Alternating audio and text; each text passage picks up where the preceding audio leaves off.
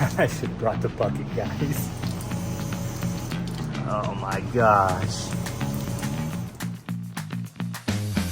All right, early morning. Got the co-pilot. We're hitting the road to go to Buddy's shop. He ordered us hydraulic control unit for the Power Wagon to get rid of the annoying ding, ding, ding, ding, ding, ding while you're driving. We're gonna head down. It's a bit of a road trip.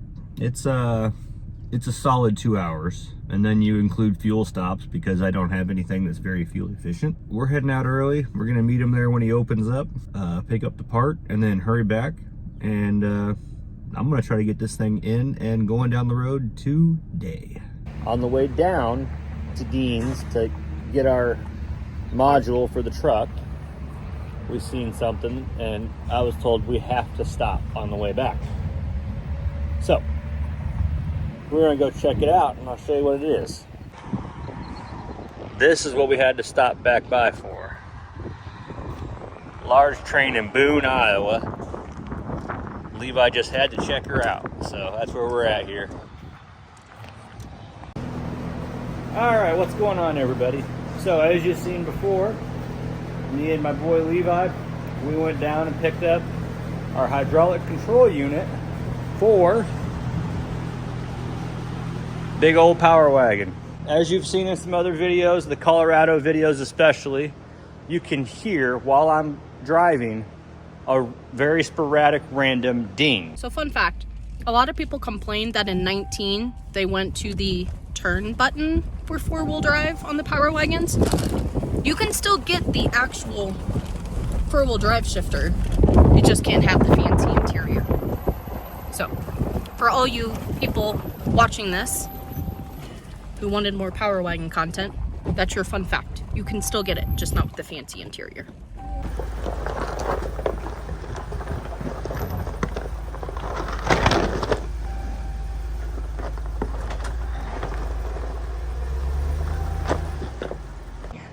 Well, if you have a Ram, like this is a 2018, I'm not sure if it went up in years, but I know 18 and down, they have an issue where the ABS light and traction control light will ding on and off randomly.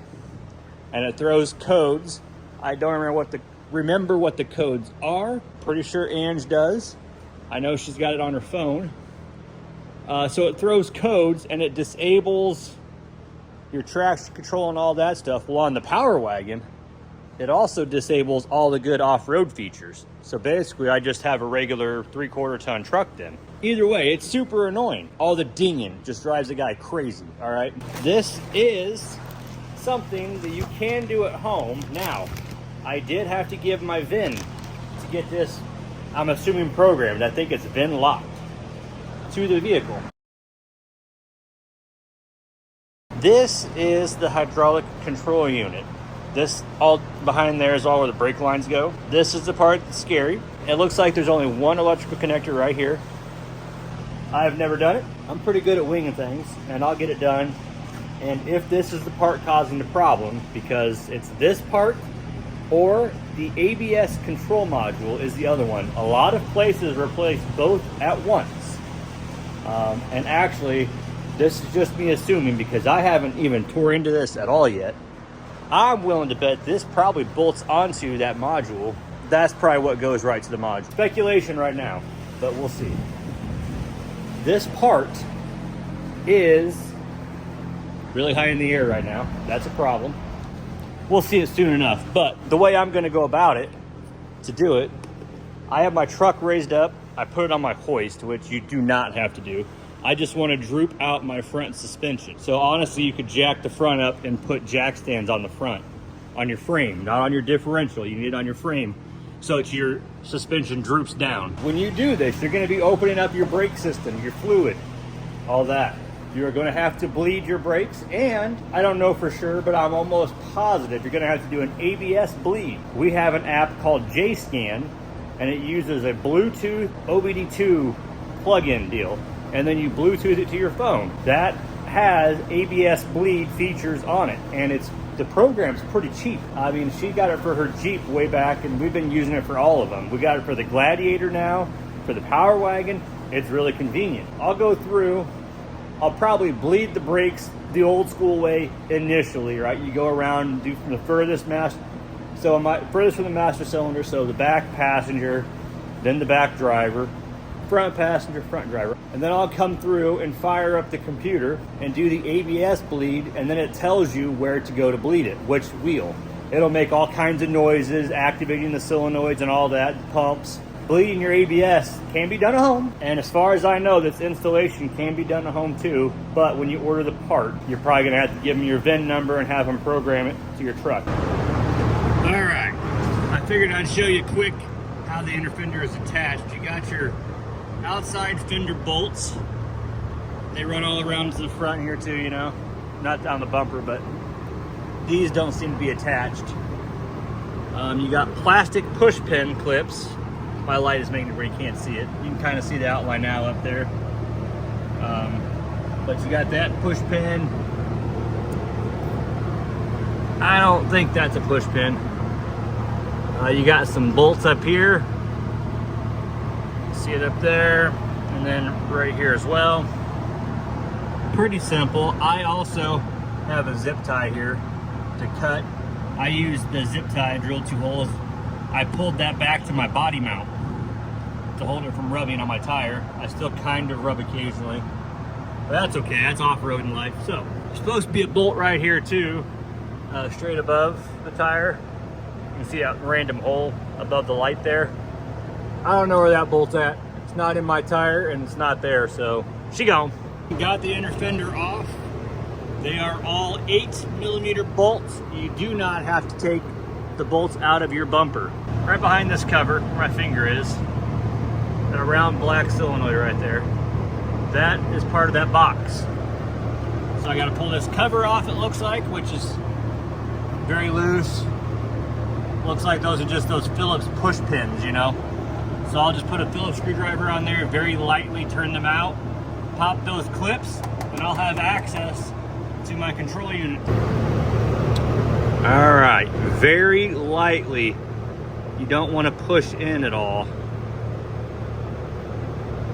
because these things are they're not really even threaded, honestly. Like any kind of pressure and it won't back out with the screwdriver.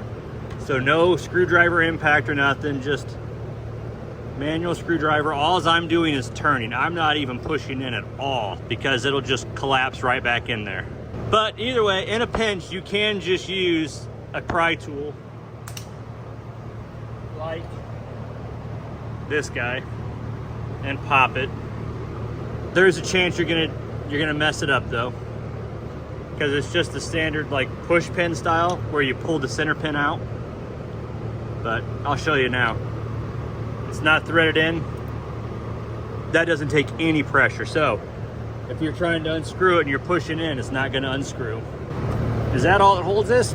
Nope, there's something on the engine side, of course. It's not really hard to get to, but you would need to use a shorter screwdriver to do it. It looks like it's one of those Phillips ones. This is that plastic piece.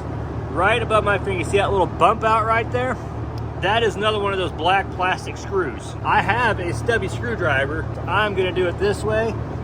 This would be one that I would very likely, if I didn't have a stubby, I would just pry that thing out of there, and you can replace it with a regular Christmas tree, you know? Well, that's what I call them, but that just push-in ones. Did I mention that it's really, really, really hot? And my fan's just blowing the heat? Ah. See these screws on these corners, 4 corners?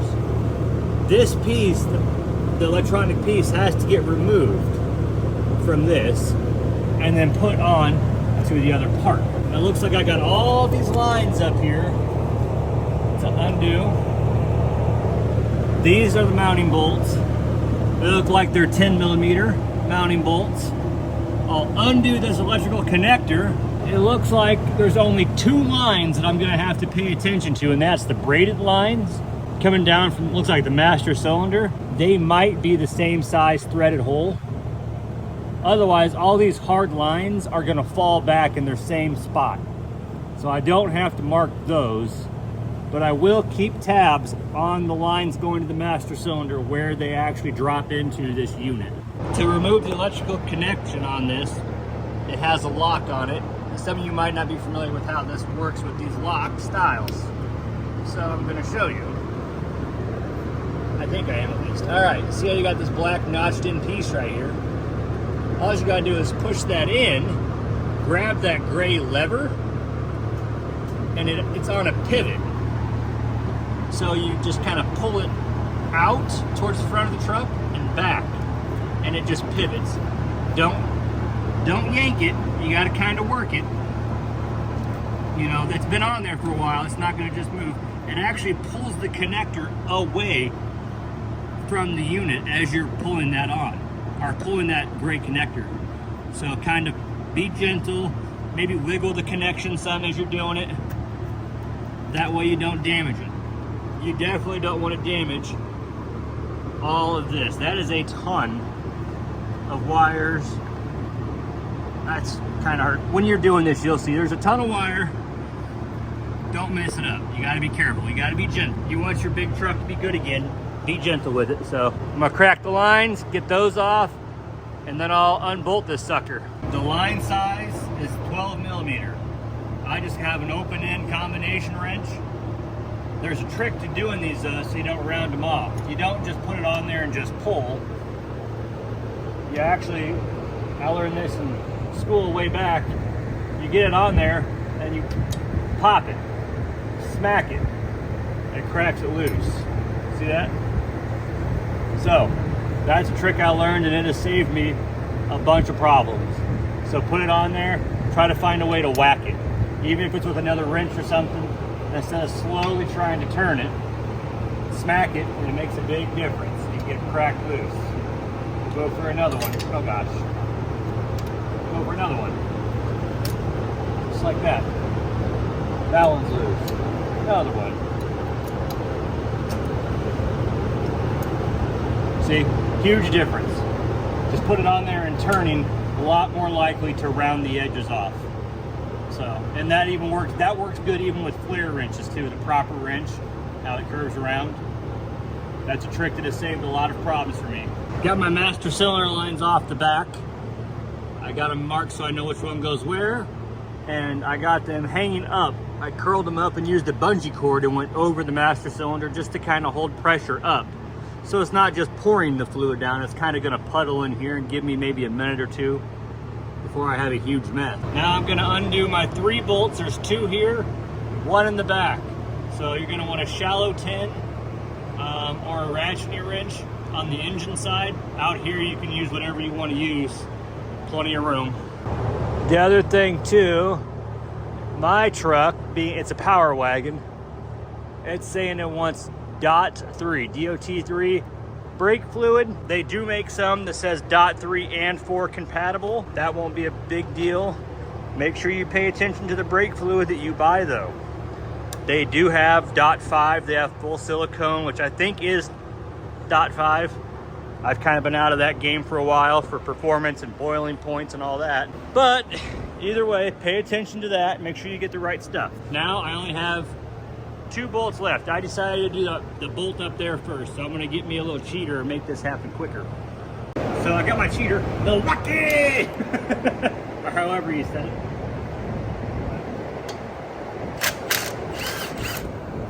Yep. Sit there. There. Okay. Now, as long as we haven't done anything wrong, this whole thing should slide out. All right. There it is. Let's go over to the tool cart right up. This will give me a chance to kind of make sure my ports all look like they're in the same spot before I get too far.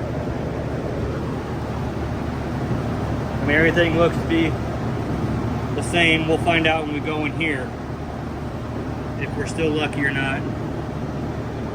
So it's like it's a small torque fit. This is the part I'm more concerned about than anything, is putting this on there. I'm going to assume that there is some kind of a seal on this.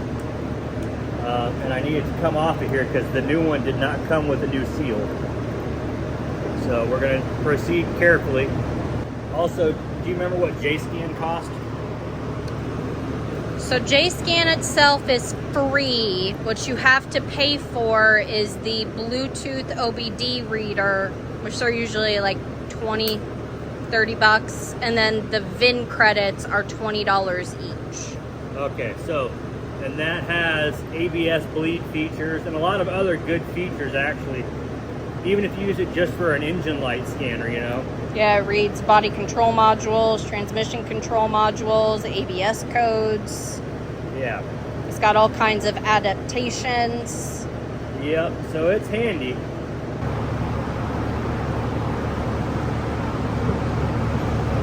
Okay, so there's no wire to unhook. The electrical connection just has a push pin. Yeah, it's this right here. So that's good. I was concerned there was going to be a wire in there, a little pigtail. I assume this is that ABS module. Probably. And that's why they always replace it together. So I'm just going to clean this up. My gasket didn't tear at all. Looks like it's in good shape. Just a little bit of fluid on it. I'm not going to use any spray. I'm not going to touch anything in here because that would probably lead to problems. This actually almost feels like butyl tape. If anybody who's in the automotive world knows, just it's kind of almost got like a sticky, slightly sticky, really soft compound to it. They kind of look like rubber, but I'm not going to lube them. Hopefully, this is not a problem. But I don't want to get anything in here because brake fluid. I'm not even sure if brake fluid comes in here, to be honest with you. But I'm not going to risk it. Also, my surface here, I'm going to clean that a little bit. I almost forgot about that. Just want to make sure that this is as clean as I can get without having anything drop in there or anything silly. It says ECU. Yeah. I guarantee it is the ABS control module. And that's probably why everybody replaced them at the same time, because, well, you could replace this probably in the truck, honestly. You could probably do this without pulling this unit. And if there's no brake fluid in here, which that looks dry, you could probably do it and not even have to bleed your brakes. I don't know. All right, make sure I go on the same way. All those pieces are going to index it. Oh yeah, it actually pushed on there really nice and easy. They send you with new screws. I'm going to use them because why not? So this is around $200. So it's $220 right in there for this part. Depending on where you get it from. Yeah. The prices were varying on Mopar.com from like week to week. Yep. But if this fixes it, and I'm going to be in it for $200, and then let's say brake fluid, let's say all in with $210. You know, brake fluid's not that expensive.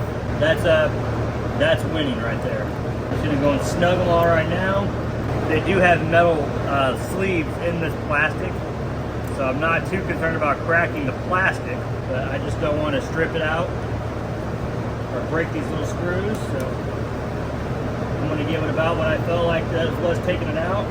In theory, throw this back in, we're ready to bleed the brakes. I suppose in all honesty, it probably made sense taking that blue tape off after I got this in here, preventing dropping dirt in there. So this is a little tricky because the unit wants to drop down lower than what the bracket holes are, but not a big deal. Got two in, I'm going to go up there, do the third, and then we'll reconvene. Alright, another thing to note too. Before I tightened any of these bolts, I went ahead and put all the lines in and started them by finger. I didn't tighten them yet, but I just wanted to start them just to make sure that I don't have it getting weird angles by tightening these bolts, being it goes into rubber. In theory, you should still be able to wiggle it, but get everything started first, you know, saves hassles. And also, No Milwaukee for tightening. I got all the lines tightened. All the bolts are tightened. So that whole unit is mounted. Now before I even put that plastic cover on, I'm gonna do my bleed process and all that. I still gotta hook the power up to it. Your master cylinder right above it. It's kind of hard to see through the bottle, but I barely leaked any fluid doing that. Still, I'm gonna go through fluid though doing this because I gotta bleed the brakes now. So now I gotta gain access to my bleeders.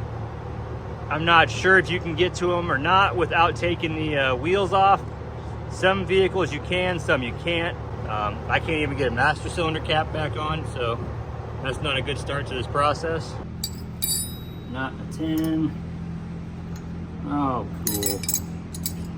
So it's an elusive 11 millimeter, or standard, which would be like a 7/16. On my truck, it is a 7/16. Now what I do is I usually crack it just to make sure it's going to crack. All right, I got it snugged back up a little bit. Now I have Ange in the truck. I'm gonna have her operate the brake pedal. This is the two-man way of doing it, but I like doing this way more actually than the one-man. All right, go ahead and pump it up. Hold it. All right, pump it up. I'm not gonna put my rubber cap back on. That's the bleeder screw. It has a black cap normally on it. Well, at least mine did, which sits on there. It's above your brake hose on any vehicle. Your bleeder should always be above the brake hose. Otherwise, you'll have a lot of air pockets. Super hard to bleed. Now, I did not drain too much fluid, so I will do this one as well. After this, we have to check the fluid level though. All right, so when I'm saying pump it up, she's pumping the brake pedal up and down, up and down, up and down, building a lot of pressure in the lines. Then when I tell her to hold it, she's holding the pedal down, and then I crack the bleeder as she's holding it. And so then the pedal will go down. So I open it up for a little bit and then I close it before the fluid stops running out. And then I can tell her to pump it up again. Then she lifts off and starts pumping again. And that's how you get it to bleed. I gotta go find the right size for the front and check the fluid level, because I've drained some out now. I need to make sure I don't run this out.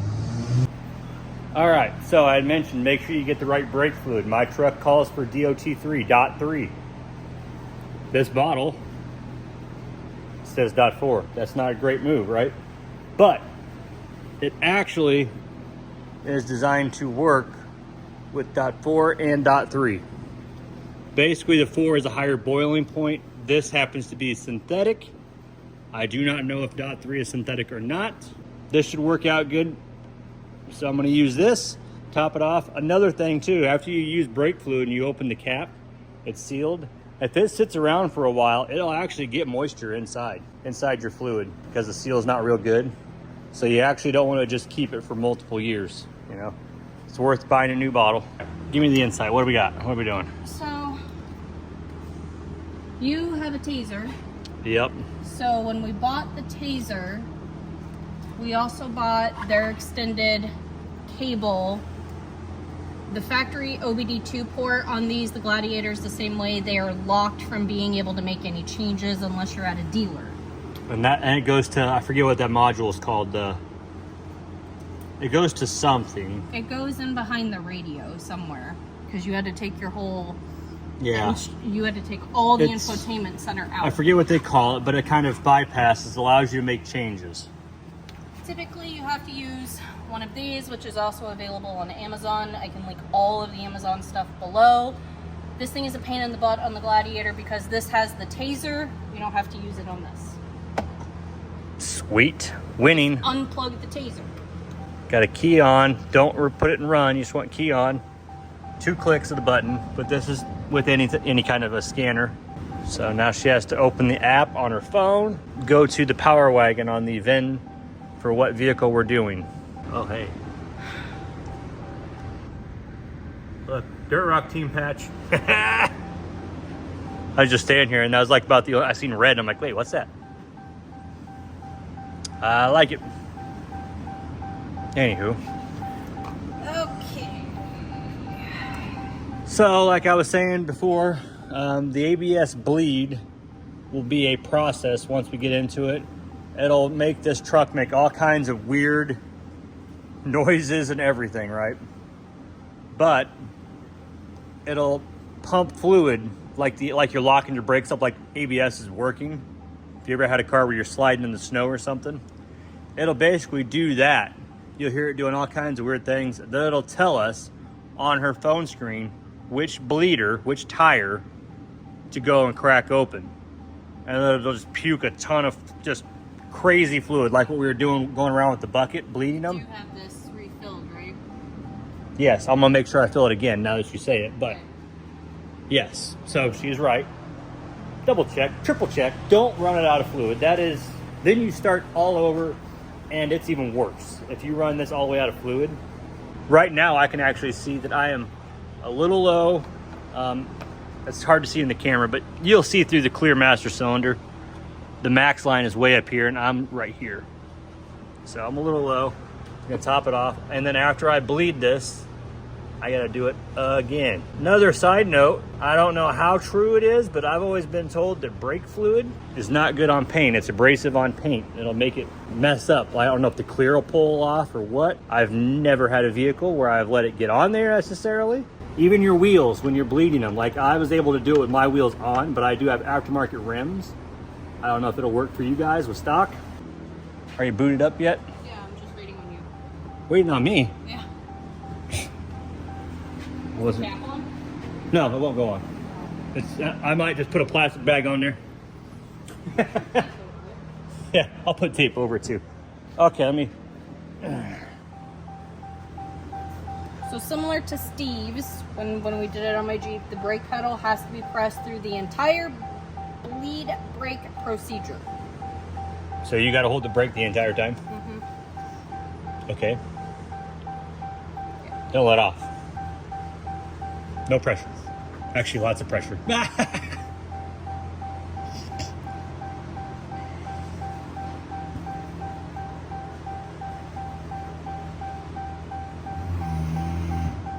don't know if you can hear all that. But now it's doing some crazy stuff. Open right front bleeder valve. Okay, I gotta go over there and open the right front. See how that doesn't make any sense? That's what it wants. You want to turn the steering wheel to the left for me then? Well, to be fair, this is a procedure within the app that specifically states after manual bleed. Oh, it does say to manually bleed them. Okay, see? I never actually knew that. It just made sense to me. Okay. I'm gonna crack it. I leave it open, right? Yeah, it says open right front bleeder valve, keep the brake pedal pressed and press continue. Okay, my valve is open. That was a mess.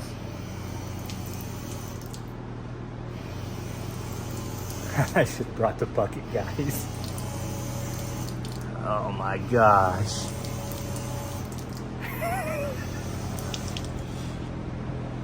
Close right front bleeder skirt. Okay, it's closed. Don't forget the bucket. Do I top off the fluid or we go to the next? Good. Right front bleeder.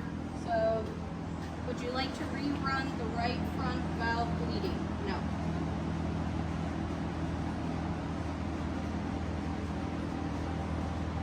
Go. Open right rear bleeder valve. So grab your bucket. Hey, lesson learned, guys. Look at this, a bucket. I got a That's how bucket. you just cleaned this floor the other day. Don't even talk, it's so bad. The right rear. Right rear. I am going to use a hose this time in hopes to not make such a mess. This hose is ridiculous. Right rear is open.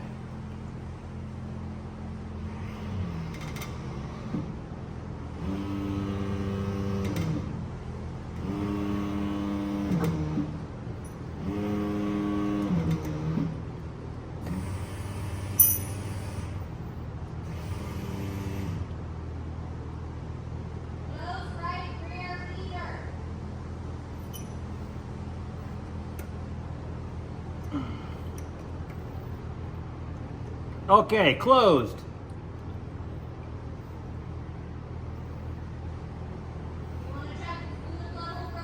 Does it allow me to? It does look like we are a little low.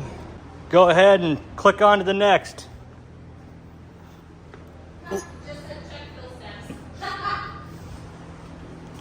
Okay, fill status is good now. Test completed. Done. All done. All done. I'm gonna make sure I know what the codes was so y'all can see it. Don't know if this fixed it or not. Probably won't know until I drive it. I'll put it together the rest of the way tonight. That way I can drive it to work tomorrow and drive it home on Wednesday. Tomorrow will be Tuesday. I'll drive it home on Wednesday. Hopefully it fixed it. Wasn't that bad to do. The bleeding process actually probably took longer. Hopefully this instills confidence that you can do it with very minimal stuff. Like you could have done all this with extreme minimal hand tools. Pretty easy task. So if this fixes it, that's a lot of money saved. Now I know a few more parts about my truck. So the reason why we're not replacing both the hydraulic control unit and the ABS control module is because they are available, but they are being rationed by Mopar. So you have to try one first, and if it doesn't fix it, then they let you buy the other one. I have on good authority that this is the most common piece out of the two that causes the problem. I'm going to put the inner fender back in. I got to put the cover back on that ABS pump. I love my big truck. That's the plan. I got to go through and put all my little bleeder caps back on the bleeder screws and put it back together, and then I'll see you again. Back in my truck. We'll see if it passes the initial test. Ange did clear the codes before me doing this now, so if it starts dinging again, that's not a good sign for us. If it does ding, that means I'm ordering the other one. Let's start it up. Okay, that scared me. Oh, they're off for a reason right now, yeah. Don't just tear out. Push your brake pedal a few times, make sure you have a pedal, okay? Because if you just lightly tap your brake to get your vehicle to go into reverse and don't verify you have a brake, things go bad. I have a pedal. It's a good pedal. It's not soft really. It's how it felt before, right? So that's good. As of right now, no dinging because it had flashed all kinds of lights and stuff. I will tell you one thing, what we're doing. AC on, go. Full blast, baby. Let's go for a little drive. I hope this fixed it. I'm back home. Successfully drove my truck with no dinging. Holy crap, guys. It's amazing. So, thanks for watching. Hopefully you don't sweat to death doing it like I did. Yeah. We'll see ya on the next one. I don't have my kid to do the shuffle. He bailed on me. That's all right. I'll do the... And just imagine I'm shuffling. See ya. All right, everybody. It is early. I'm a minute from work. 2:18 in the morning. But I have no beeping. I have made it to work and it has not beeped. I have a funny feeling we have fixed the problem by changing that HCU. I will check back again on the way home. At that point, I'll determine it's 100%. I'm not dinging. I got a funny feeling that we got this fixed. Well, thanks for watching. Hopefully you found it useful, informative, that it's not as complicated as what it sounds like. You can do this at home. If you would like the video, share it. If you're not subscribed, subscribe for us. That'd help us out a lot. You can check us out on Patreon as well. Get a lot of cool camp spots and stuff on there. Check out the merch. I'm rocking my hat. Love my hat. Love it, love it, love it. See ya.